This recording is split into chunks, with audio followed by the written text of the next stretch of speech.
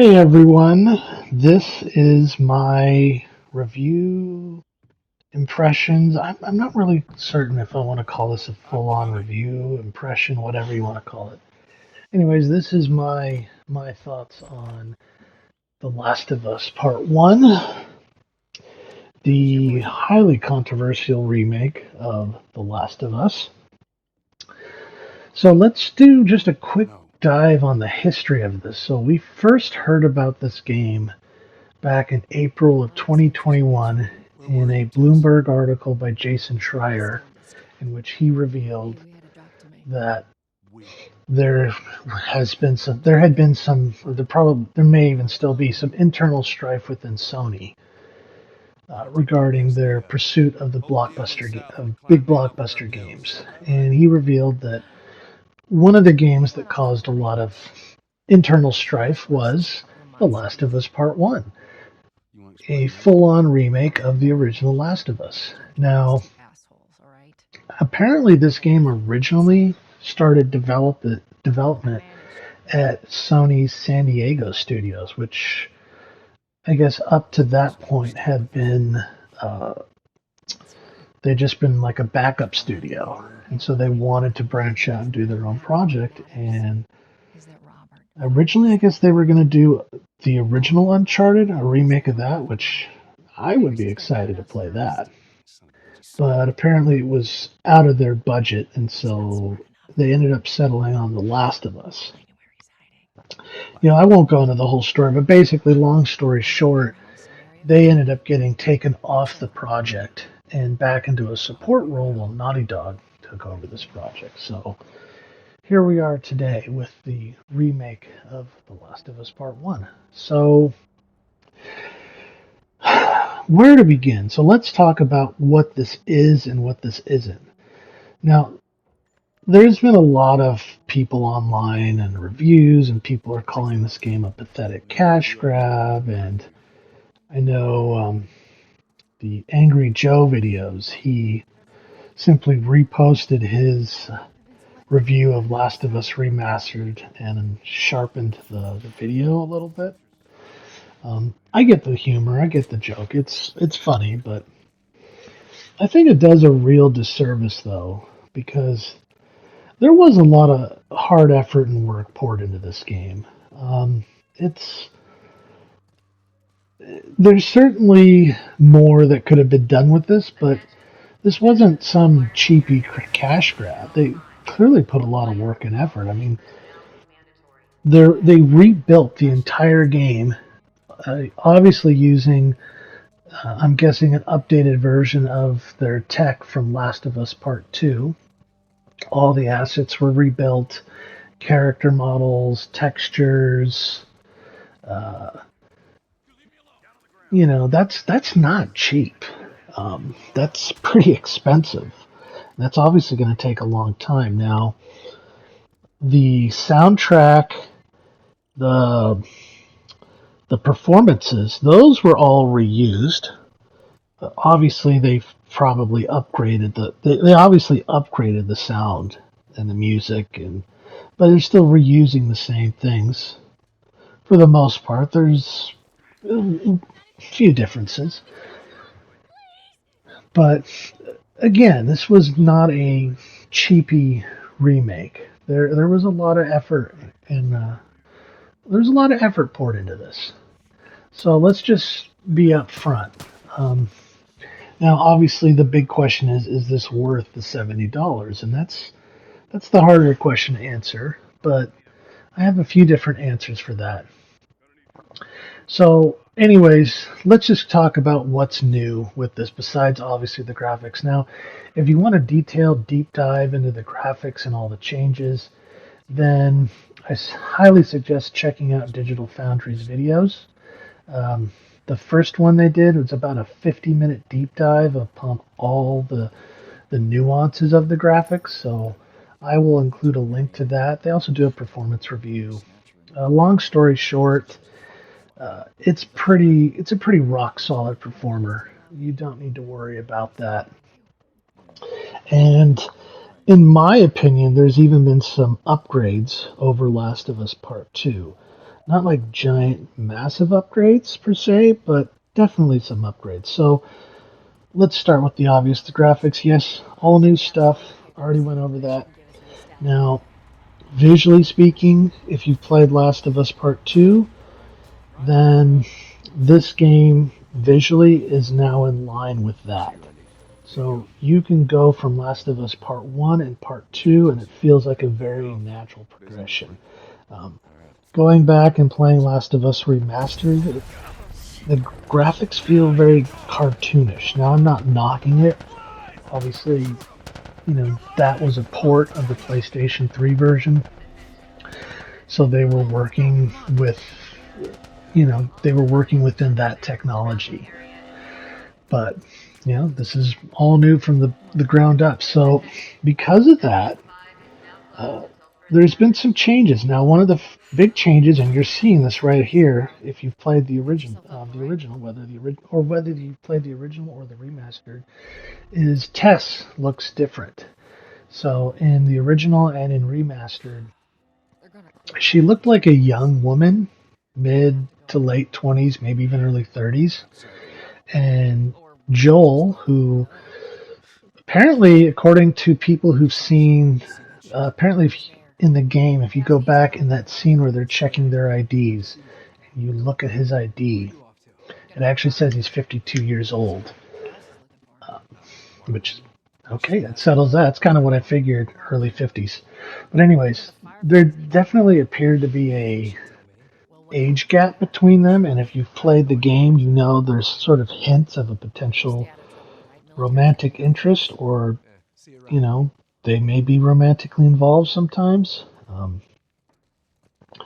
But obviously, in remastered and the original, there appeared to be a pretty big age gap. Now, not really. Tess looks like she's maybe in her early to mid 40s. She definitely appears more world weary, if that makes any sense. And you'll notice that with a lot of the characters. They just, I don't want to say look tired, but they look like they've been through some stuff. And definitely helps add to the game. It definitely adds to the performances. Again, remember, they're reusing all the performances in this game. There were no new performances recorded for this game. And Naughty Dog has said very clearly that the expressions on the character's face now match what the actors were showing. So it does actually help the story. A lot of things now, they feel more natural. So, for example, later in the game, a little bit of spoilers alerts here. I should have warned people ahead of time. But when Ellie runs away, when Joel and Tommy are talking, you can tell ahead of time that Ellie senses something is wrong just by watching her facial expressions. That wasn't present in Remastered. So that definitely adds to the nuance of the performances. So you will see that all over the place in this game. Uh, so yeah, the new graphics tech is really impressive. The characters look great. Uh, there's a density to the world that just wasn't there in the remastered and original. Even there's even more density, or at least in my opinion, it feels like there's more density to this world than even in part two. There's a lot more interactivity with the environment. So I saw at one point when I was playing late in the game in the hospital, I brushed up against some blinds, and the blinds reacted. You'll see carpets react underneath your feet if you look. Objects will fly around the scene in firefights and when they get shot or hit with bullets. So, yeah, there's just a lot more going on in the scenes than was possible in remastered, and even part two, since this game was everything was built with the PlayStation 5 in mind, and it's more powerful CPU and GPU, so they can do a lot more. All the other new stuff, all the accessibility options from part two are here as well. So you can customize the game and how you play it pretty widely. Um, I do notice though that the combat accessibility at this point right now seems to be a bit bugged. Um, if you turn it on and you go into the game, sometimes it does not function. You'll go into the options menu and see that it's been shut off. The invisibility, the invisibility that was in part two is also here in part one, and it also feels a little bit bugged. There are times when the enemies react to you when they shouldn't. Most prominently when you're in the fight with David in the restaurant. Um, it'll make a sound when you're using the invisibility function, which uh, basically you hold down the circle button if you're using default controller settings, and your character will duck down and you'll hear this noise that'll constantly play indicating that you are invisible to the AI. Now there are certain situations in the game, the scripted situations, where it doesn't work by design. But in that case, when you're in the fight with David, it doesn't function at all. Like you hear the noise, so it's indicating you're invisible, but David still sees you. So I think it's a glitch. The game's a little bit on the glitchy side. Not bad, but the combat accessibility settings don't stay, and invisibility doesn't seem to quite work in certain circumstances. Even though it indicates it's on, the enemies will still react as if they see you. So I hope that will get fixed. I'm certain it will. Naughty Dog is known for, uh, their games being pretty solid right out of the gate. So yeah, you've got the accessibility. There's a ton of options within there. More, I mean, I could talk for an hour about that. There's commentary for the hard of hearing during the cinematic sequences. There's even commentary from the team at Naughty Dog that you can have play over cinematic sequences. So if you want to have more behind the scenes info. Once you've beaten the game, there's gameplay modifiers. So you can have unlimited ammo, unlimited crafting supplies. Uh, you can modify the game in some funny ways. It is fun playing through it with unlimited ammo and unlimited crafting. There's this very cathartic feeling about just being able to blast your way through without having to worry about um, your supplies running low or ammo. You can also turn on explosive arrows, which were a part of part two, but not in part one, not the original games. But they're now a gameplay modifier, and it's a lot of fun. I will say it's a lot of fun blowing apart the enemies. And yes, like in part two, enemies' bodies will blow apart in chunks, and it's gruesome. But that's the world of The Last of Us.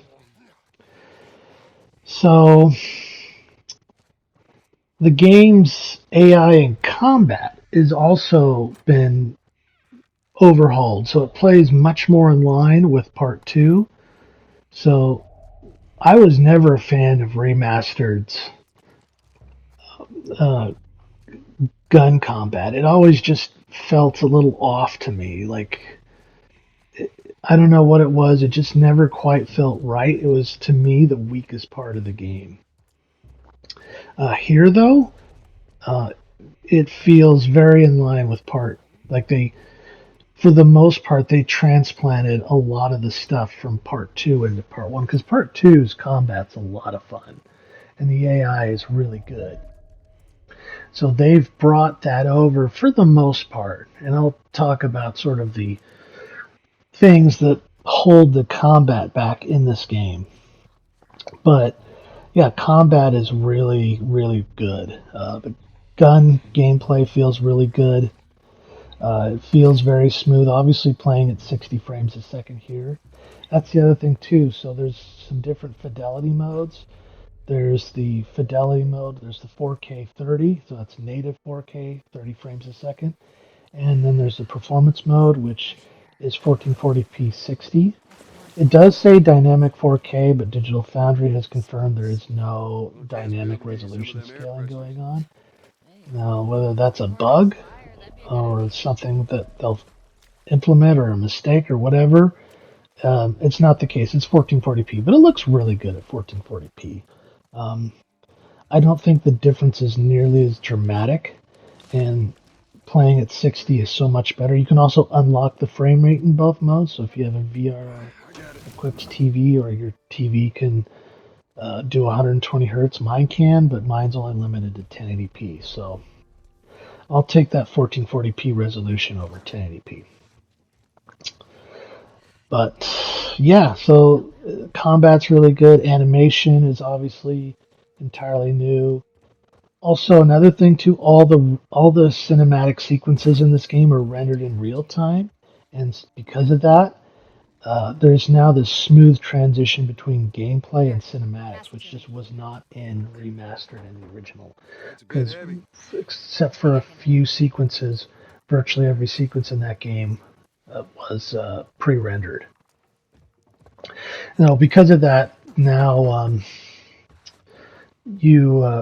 some of the camera angles have been slightly altered to help that transition between the cinematic and gameplay. But it's really cool. So there's this real sense of continuity, which is nice.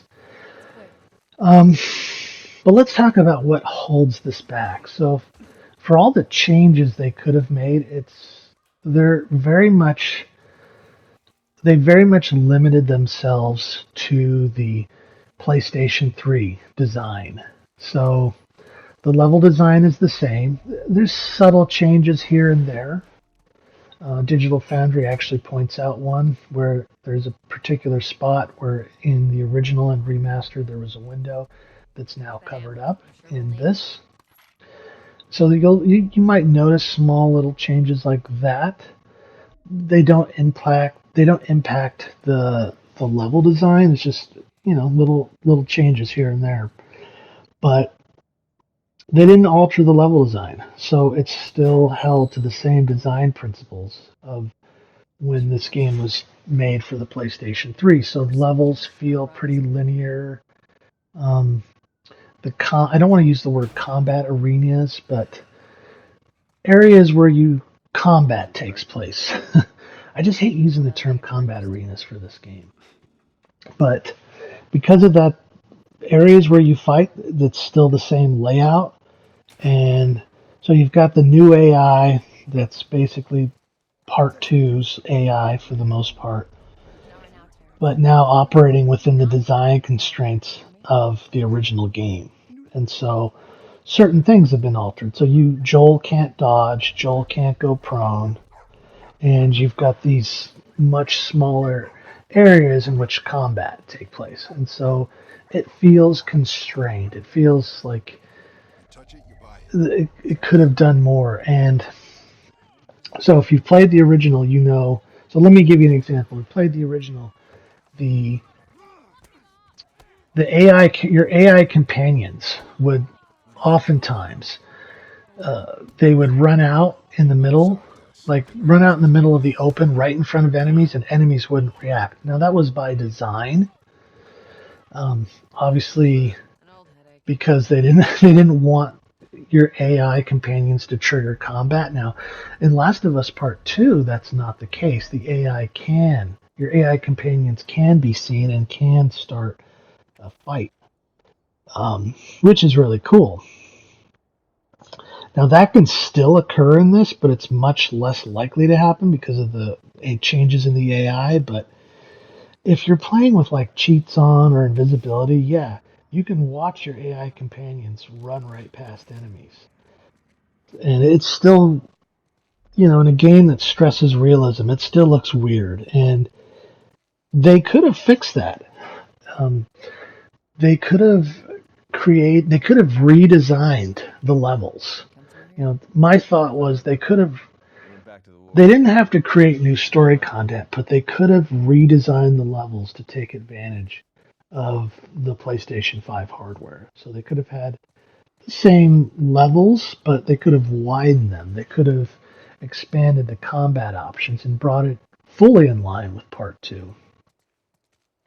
And that would have been great. And I think a lot of people, myself included, were hoping for that when we first got wind of this project. And to me, that's the real big complaint with this, that they could have done so much more, because it's not like this is replacing Last of Us Remastered. So, for example, the Grand Theft Auto trilogy, Rockstar Games was like, going forward, this is the only version of the trilogy that's going to be sold. We're not going to sell the originals now. That's a whole other different story. But I get that what they were trying to do. Now, whether you agree whether it's something like that is right or wrong, I agree it shouldn't be done. You should always keep the originals around. In this case, though, Remastered is widely available. I mean, I think it's usually sells for $20 digitally in the PlayStation Store. You can usually find it for cheaper on a physical copy. You can even find brand new copies usually cheaper than $20. So it's widely available. It's backwards compatible on the PlayStation 5. It runs fantastic on PlayStation 4 and PlayStation 4 Pro. It's 1080p 60 on the original, and it has 4K 30, 1800p 60, and then a 1080p 60 with improved shadows, if I remember correctly. But that's still a thing. Like, Remastered isn't going anywhere, and why not take advantage and expand the game? Like, you don't have to be slavish to the original the whole time. It's still there. Give people the option. I think they would have had an easier time justifying the $70 price tag for this game had they. Again, they don't have to change the story, but they could have expanded the scope of the levels. That would have been pretty cool, but alas, they didn't. And let's see, what else? So if you're wondering, is this any fun? Yes, it is a lot of fun. I really enjoyed it. Is it worth the $70? Well, that depends. If you are a die-hard fan of this game, and I will admit I am a die-hard fan, yeah, sure, go for it. Go for it. You're not gonna. I didn't regret it. I enjoyed it. Still enjoy it. I'd love to do a playthrough. I've only jumped into part 2 a little bit after this. It does feel like a very natural progression. But if you are a fan but are like, I'm not paying $70, then I'd wait for it to go on sale. Wait for it to go down to $30, $20. It's definitely the definitive version. I would call it that. And lastly, and this is something I talked about a little while ago in my channel update video. I think a lot of this has to do with the PC. If you're a PC only player, or if you have a PlayStation but mainly play on PC, the question is, would you rather have remastered, or would you rather have this? Because if you want remastered, keep in mind, yeah, they can improve the graphics and such. Maybe you get like 8K support for 8K at whatever insane frame rate your rig could run it at. But again, you're talking about a port of a PlayStation 3 title versus this, which was built for the ground up for PlayStation 5. The graphics can obviously scale a lot, beyond what's possible on remastered. So it's a tough question. How much do you like The Last of Us? There is a lot of work that was put into this. It's a lot of fun. It's very much in line now with Part 2. It looks better than Part 2. Character models especially look a bit better. But whether or not it's worth the $70, that's a tougher question. I'd say for most people, no, it's not. it's not worth the $70. I'd say wait for it to go on sale, then go out and grab it. How much you're willing to wait, or how much you're willing to pay? Well, $30 maybe. I don't know. That's something you would have to figure out, and especially in today's economy. Cost of gas and groceries and rent, whatever. $70 is a big ask. So, anyways, that's it for my review impressions of Last of Us Part 1. Again, really enjoyed it. Thought it was great. A little bit on the buggy side at this point with the combat accessibility and the invisibility options. Assuming they'll fix that at some point here soon. Surprised that it actually launched with that though, because it's so prevalent. But that's a whole other different thing. So overall, a lot of fun. Anyways, tune in for the next video. Don't know when that'll be. It will probably be Plague's Tale Requiem. Anyways, I'm signing out. Like, comment, and subscribe, and hope you tune in next time. Till then, adios.